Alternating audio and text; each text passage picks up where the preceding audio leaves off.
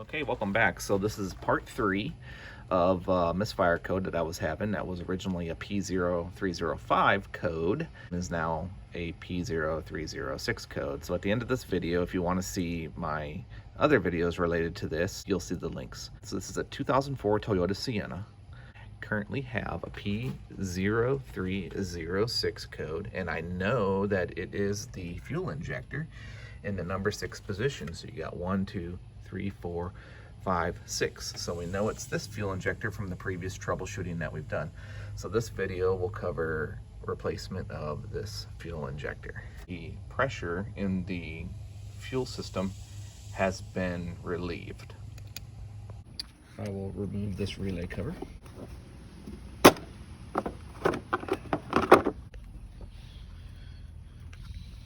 I'm going to take this relay, fuel pump relay, COPN.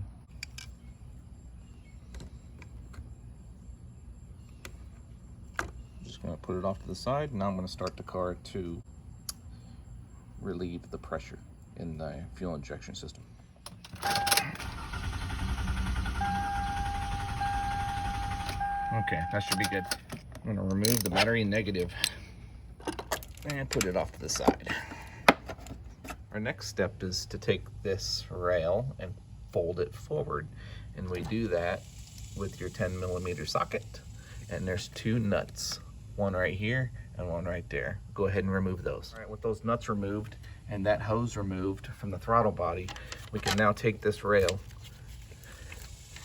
and we'll remove this hose too, and we will fold it forward out of the way.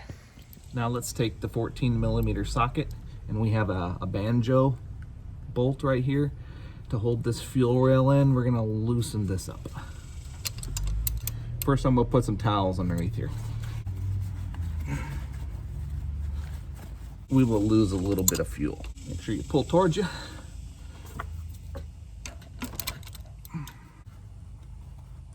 Now it's finger loose. Make sure you have a towel underneath here to catch the washers and the residual fuel. And I'll just put this off to the side. I'm going to disconnect the connectors to each of these 3. So now we have 2 more bolts, one right here and one right here, which I overlooked. Those will take a 10mm. Using my 1/4" drive ratchet, we will pull those out and lay them off to the side. Keep your eye on those washers. Now we should be able to lift this up. Be gentle. Shouldn't take that much effort. And there you go. So now's a good time to get a vacuum cleaner and vacuum up in here. Keep any loose particles from getting inside here. I vacuumed on my previous video, so I will not have to do that today. Make sure you keep these spacers in place so you don't forget to put those back in. And take your defective fuel injector and pull it out. A new fuel injector, which I purchased online. I will have a link to some fuel injectors. You can buy them new, you can buy them refurbished, you can buy them in a complete set if you want to replace them all. I went ahead and purchased a refurbished one. For me, the refurbished one is going to work.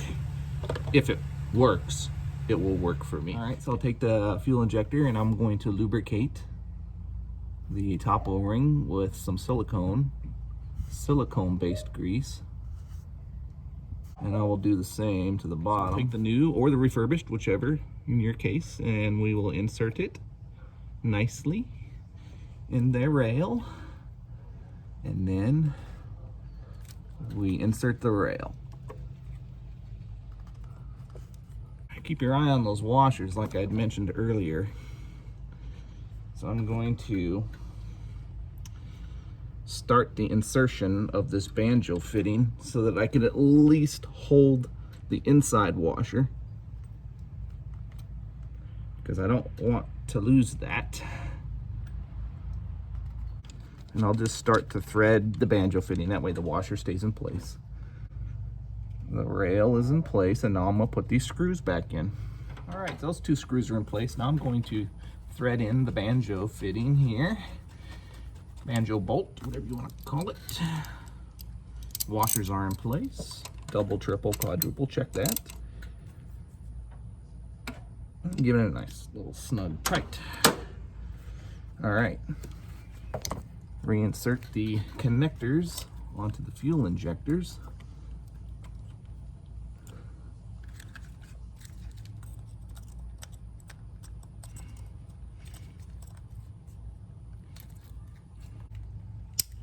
Okay.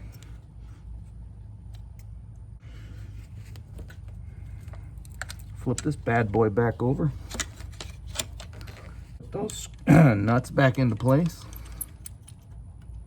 Plug our hoses back.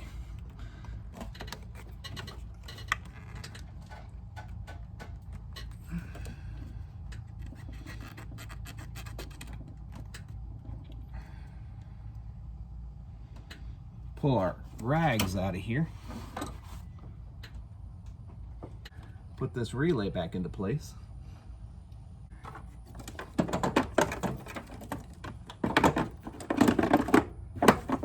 Reconnect the battery negative. All right, now let's test it out.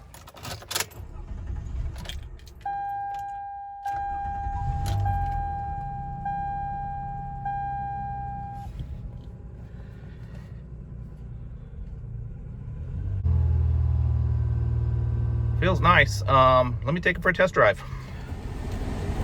But I'm gonna drive down the road just to make sure I don't have any hesitation.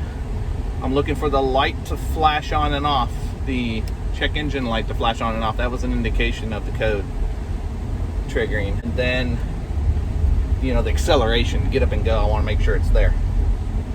After that, I'll make sure I drive about 100 miles to internally clear the code. Yeah, so far, man, feels great. Has some nice get up and go to it. I put the pedal to the metal. I did not get any flashing lights. So I'll just drive down the road here, circle back around, call it a fix. So I appreciate you tuning in. If you like this video, don't forget to press that like button. And if you like watching all of my other videos, you can go ahead and click that subscribe button, and that way you get notified whenever I post new videos. I always have videos I'm posting. So yeah, I'll catch you on the next video.